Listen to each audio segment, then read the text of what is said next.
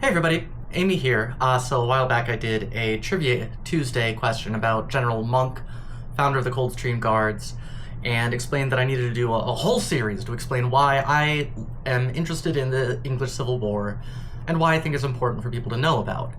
So here we are. This is part one of that series. I should have come up with an interesting name for it, but I didn't. I wish I could have, because it's the English Civil War.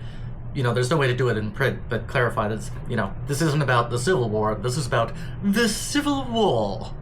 But in any case, here we are. So there's two questions, obviously, that I need to answer in this series. First, what was the English Civil War? What was it all about? What was this whole deal? Second is, why should you care? So the whole series is going to try to answer these questions, but here in part one, I'm going to try to give the very brief answer to both of them. So first of all, what was the English Civil War? Great question. It's even calling it the English Civil War is a little, that's not even necessarily the most common term. It might be. I think if you go on Wikipedia, it calls it the English Civil Wars, plural. Or sometimes you'll see it referred to as the Wars of the Three Kingdoms, referring to England, Scotland, and Ireland. But again, long story very short. In 1625, King Charles I becomes King of England, and his reign eventually exposes a kind of problem, a contradiction that existed in the English government, coming from two pretty famous things, which are, first of all, Magna Carta, way back when King John had promised that the king would never raise taxes without the consent of Parliament. And the second one, also famous, was when Henry VIII, this is maybe, 100 years before Charles, had broken away from the Catholic Church, declared the Church of England to be its own thing, and declared himself to be the head of it, meaning that the king was now not just the king, but he was also the supreme religious leader, the supreme ruler in all things temporal and spiritual, divinely appointed, anointed by God. No higher power could possibly be above the king. Well, this is a problem, because then why does the king have to listen to a bunch of non-anointed by God people if he wants to raise taxes? This has all just been kind of papered over for a while, and King Charles I was basically the first king to really push it too far. He was basically I really like the part where I'm anointed by God, I don't like the part where I have to listen to anybody else, so I'm just not gonna.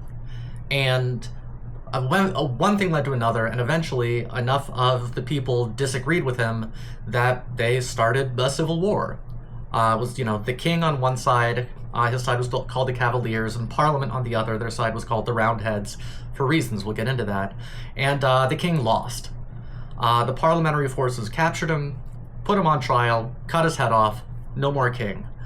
Oliver Cromwell, who was one of the military leaders on the Parliament side, ended up in charge in kind of this vague, undefined way. They tried various ways to define what the government would be without a king. He wound up being Lord Protector, which was essentially a king with everything but the crown, essentially.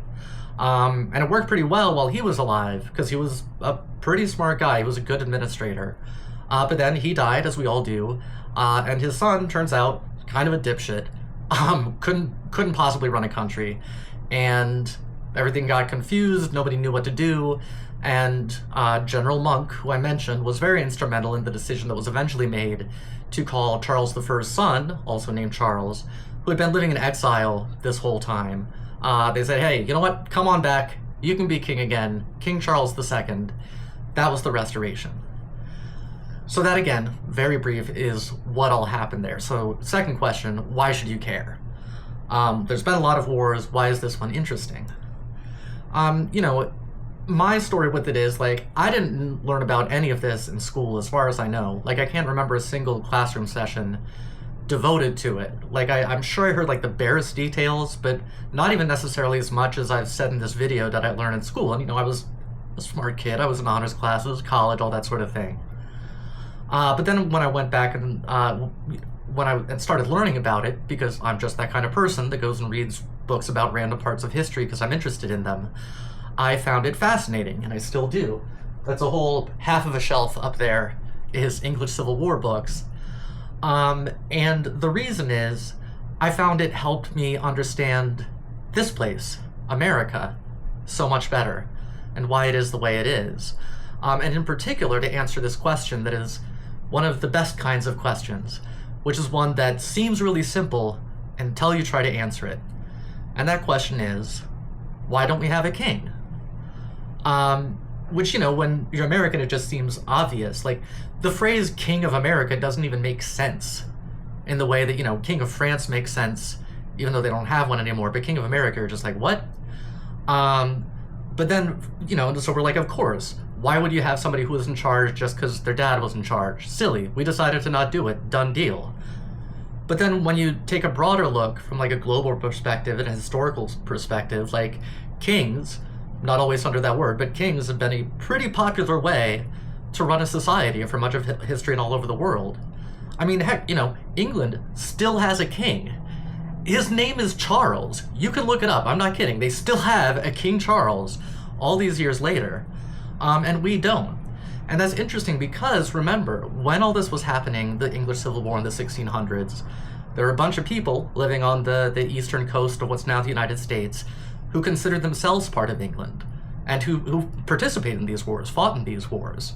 The majority of the founders of Harvard College fought in the English Civil War. And so why is it that, the people over there, they tried to have a country without a king. They failed. They still have a king. The people over on this side of the ocean, who were part of the same country, we decided not to have a king, and we succeeded at it. Why? And I think that, we're taught a lot about that. And again, going to be getting more into this, but I think that the stories about why we became a country without a king make a lot more sense when you understand them in the context of the English Civil War. So that's like the main reason. I would also say there's another reason, I think, why you should care, which is that I think it is a really interesting story.